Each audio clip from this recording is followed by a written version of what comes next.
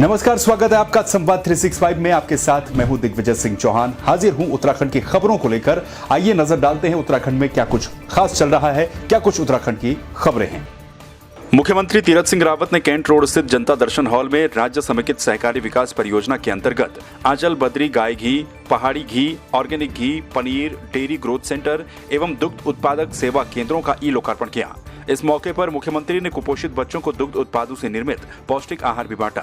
मुख्यमंत्री ने कहा कि दुग्ध और उससे बनने वाले उत्पादों की ब्रांडिंग, पैकेजिंग और उनके लिए बाजार उपलब्ध करवाने पर विशेष ध्यान दिया जा रहा है।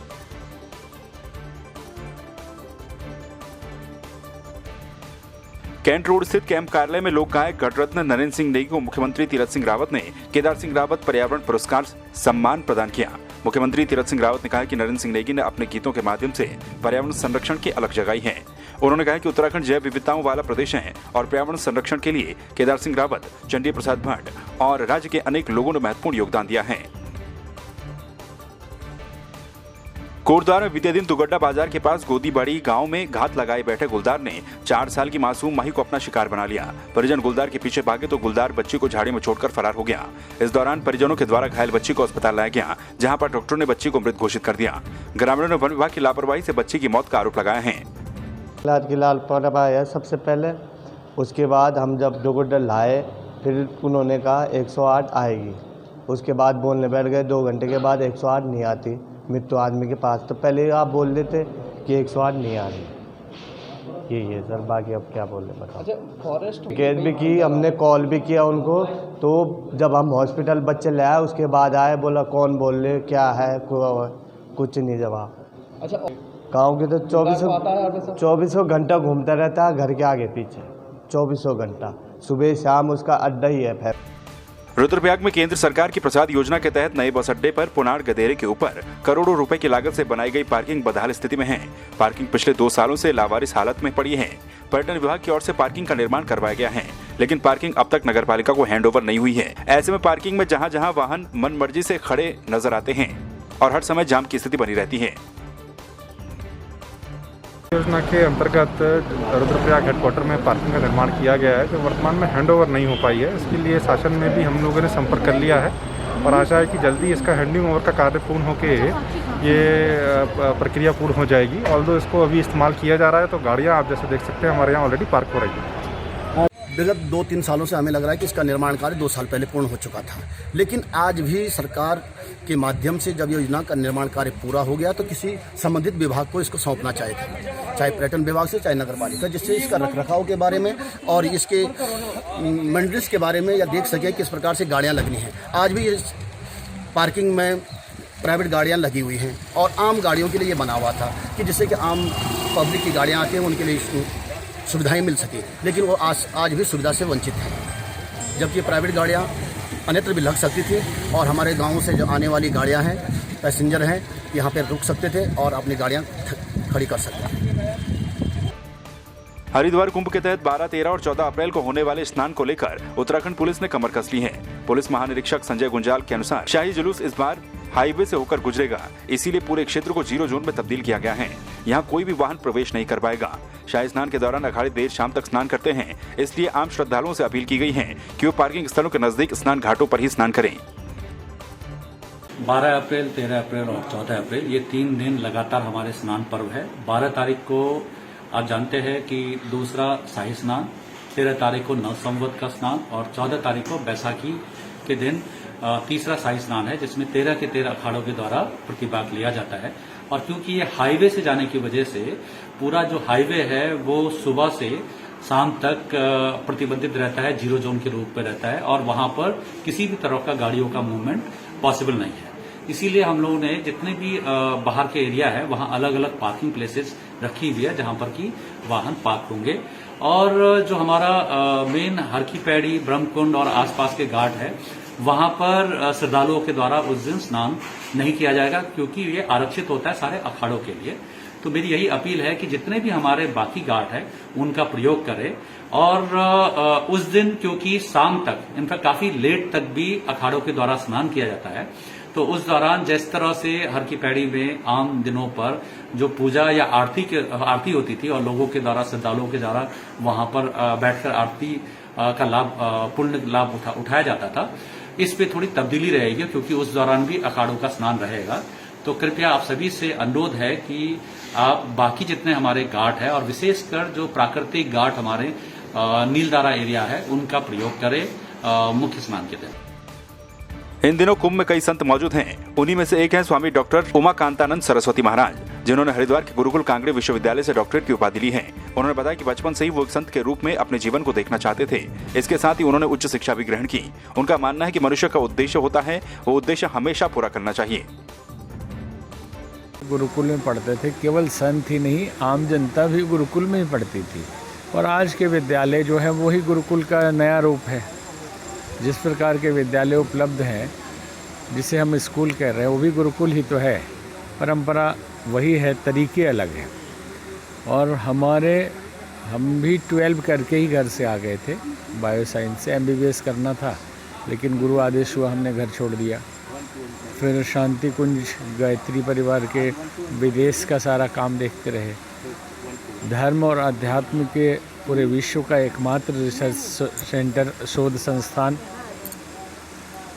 जिसमें अध्यात्म और विज्ञान पे शोध होता है, उसके हम कार्य देखते रहे। न्यूरोलॉजी, पैथोलॉजी, साइकोलॉजी, इसका बिना डिग्री के भी वो ज्ञान सब प्राप्त रहा। लेकिन स्वाध्याय चलता रहा, अध्ययन होते रहे। लगभग 50 देशों में हम रहे। इसी बीच में हमने लगभग 4 विषय में ग्रेजुएशन किया अलग अलग। कैबिनेट मंत्री विशन सिंह चुफाल मंत्री बनने के बाद पहली बार बेरीनाग पहुंचे, जहां बीजेपी कार्यकर्ताओं ने फूल मालाओं, ढोल नगाड़ों और छलिया नृत्य के साथ उनका जोरदार स्वागत किया। चुफाल ने नगर क्षेत्र में लोगों से मुलाकात की। उन्होंने कहा कि वर्तमान समय में पानी की समस्या से लोगों को निजात दिलाने के लिए विभाग को जिम्मेदारी सौंपी गई है। जल्द ही पानी की परेशानी को दूर किया जाएगा। लंबे समय से पानी की समस्या बनी हुई है और बेरीनाग वालों ने इतने सालों तक इंतजार किया। अब बेरीनाग वालों को कम से केवल 6 महीने का इंतजार करना पड़ेगा। 6 महीने के अंदर पूरे बेरीनाग विकास खंड के हर गांव को पानी, पेयजल का पानी उपलब्ध कराएगी सरकार। स्वामी यतीश्वरानंद एक दिवसीय टिहरी दौरे पर थे, जहां उन्होंने कलेक्ट्रेट सभागार में वित्तीय वर्ष 2020-21 के विकास कार्यों की समीक्षा की। बैठक में जनप्रतिनिधियों के द्वारा बताया गया कि मुख्य चिकित्सा अधिकारी के द्वारा फोन कॉल अटेंड नहीं किया जाता है। इसके अलावा कई फाइलों पर कार्रवाई में लेट लतीफी की जाती है, जिसका संज्ञान लेते हुए प्रभारी मंत्री ने स्पष्ट किया कि जनपद में किसी भी अधिकारी के द्वारा अगर लापरवाही की जाती है तो उसके खिलाफ कार्रवाई की जाएगी। आने वाले 5-7 दिन के अंदर ये इस तरह की शिकायतें दोबारा अगर आई जिस भी अधिकारी के बारे में, उस अधिकारी पर हम कार्रवाई करें। दिशा निर्देश जो हमारी पिछली योजनाएं चल रही हैं उनको तत्काल पूरा करें। जो मुख्यमंत्री जी घोषणा है उन पर जो काम चल रहे हैं उनको पूरा करें।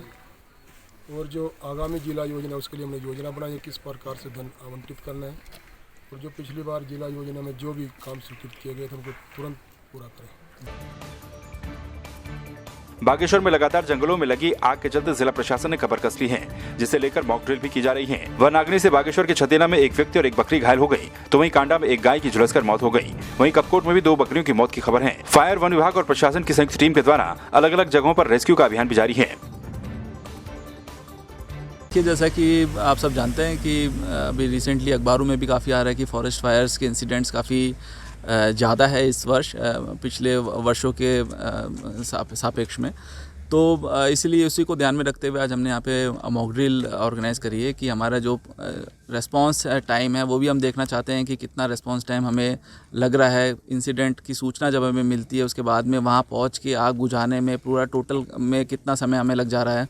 तो ये मॉक ड्रिल एक उसके लिए भी है। दूसरा जो हमारे बहुत सारे जो डिपार्टमेंट्स होते हैं जिनके बीच में कोऑर्डिनेशन इसमें होना होता है, वो आपस ही उनका कोऑर्डिनेशन भी होता रहे, उसके लिए भी है। और बाकी हम लोग कितने इसके लिए तैयार हैं किसी भी आपदा को कंट्रोल करने के लिए, उसके लिए भी ये मॉक ड्रिल हमने आज यहाँ पे रखी है। उत्तराखंड के जंगलों में लगी आग के चलते जल स्रोत भी सूखने की कगार पर है। पर्यावरणविद वृक्ष मित्र डॉक्टर त्रिलोक सिंह सोनी के नेतृत्व में पानी के जल स्रोत बचाने का काम किया जा रहा है। उनके द्वारा मरोड़ा के पटवाड़ा जल स्रोत की साफ सफाई की गई। उनका कहना है कि जंगलों में आग नहीं लगानी चाहिए और जंगलों को सुरक्षित रखना चाहिए, जिससे हमारे जल स्रोत भी संरक्षित रहेंगे। देवभूमि उत्तराखंड जो अपने खूबसूरती के लिए जाना जाता है, लेकिन गर्मी के सीजन आते ही यहाँ के जल स्रोत सूख जाते हैं। उसका मुख्य कारण यह है कि जो उत्तराखंड के जंगलों में आगजनी घटनाएं हो रही है, उस आगजनी घटना का सीधा प्रभाव जो है कि हमारे जल स्रोतों पे पड़ रहा है और हमारे जल स्रोत सूख रहे हैं। उसका कारण यह है कि गाँव के जो लोग हैं उन तक पानी नहीं पहुंच पा रहा है। आज हमने जो कि पठवाड़ा गाँव में जो है कि यहाँ के जो जल स्रोत है, गाँव के लिए जाता था पानी, वो सूख गया था। वहां हम जल स्रोत पे आकर के उस जल स्रोत का हमने जो है कि सघन जो है कि स्वच्छता अभियान चला करके सफाई की है और जो टूट फूट हुई थी उसका मरम्मत की है। और हमारा प्रयास यह है कि इस जल स्रोत का जो है कि बिल्कुल संरक्षण किया जाए। अगर ये जल स्रोत सुरक्षित होता है तो निश्चित तरीके से जो गांव में ये पानी जा रहा है उन तक मिलेगा। आजकल गांव के लोग जो है कि पानी के लिए बहुत तरस रहे, क्योंकि ये जल स्रोत टूट गया था, लोगों ने ध्यान नहीं दिया और हमें ये लगा कि यार हम इस गांव में रहते हैं तो निश्चित तरीके से इस गांव में जाकर के यहाँ के जल स्रोतों का संरक्षण किया जाए। पौड़ी जिले के चौपाटेखाल विधानसभा क्षेत्र के अंतर्गत झंगरबो ग्राम सभा में कारगिल युद्ध में शहीद हुए जवान दलवीर सिंह राणा स्मृति द्वार का लोकार्पण क्षेत्रीय विधायक और पर्यटन मंत्री सतपाल महाराज के बेटे सुयश महाराज ने अपनी धर्मपत्नी मोहिना कुमारी के साथ किया। इस दौरान शहीद के परिवार समेत कई ग्रामीण भी मौजूद रहे। महाराज जी से मेरे बहुत दूर जा कृपा उनका आशीर्वाद आप लोग यहाँ तक पहुँचे और मेरे यही चाहे कि स्कूल का नाम भी मेरा आत्मा नाम से। मैं बहुत बहुत धन्यवाद देना चाहूँगा सतपाल महाराज जी का कि उन्होंने अपने प्रतिनिधित्व को यहाँ पे भेजा उद्घाटन के लिए। अपना बिजी शेड्यूल होने के बावजूद वो नहीं आ पाए और उन्हें बहुत खेद है। वो हमें समय दे रहे थे 18 से 25 तारीख का, लेकिन क्योंकि हमें भी और अपने पर्सनल काम है, मुझे भी बाहर जाना है नौकरी पे, तो इस वजह से हमने ये शेड्यूल काफ़ी आगे रखा। और मैं बहुत बहुत धन्यवाद देना चाहता हूँ सतपाल महाराज जी का। मेरा उनसे यही विनती है कि स्कूल के नाम जो हमारे पिता शहीद दलवीर सिंह जी के नाम पे स्वीकृत हुआ है वो किसी कारणवश प्रशासनिक कार्रवाई में रुका हुआ है। मैं उनसे आग्रह करूंगा कि उसको जल्द से जल्द उसकी कार्रवाई की जाए। सबसे पहले तो मैं माननीय मंत्री जी सतपाल महाराज जी का मैं बहुत बहुत आभार प्रकट करता हूं, क्योंकि ये जो शहीद द्वार बना ये इसके बारे में पहले से इतने पता नहीं लग पाया कि जो है, लेकिन सडनली जब इसका प्रोग्राम बना तो हमने महाराज जी से बड़ा प्रयास किया। महाराज जी ने तुरंत, मैंने राय सिंह जी को बहुत बार फ़ोन किया, बहुत बार उन्होंने कहा भाई क्या हो सकता है, तो माननीय राय सिंह जी अपने दिल्ली गए, महाराज जी से उन्होंने वार्ता की। मैं राय सिंह जी का भी बहुत बहुत आभार करना बहुत ही धन्यवाद करना चाहूँगी।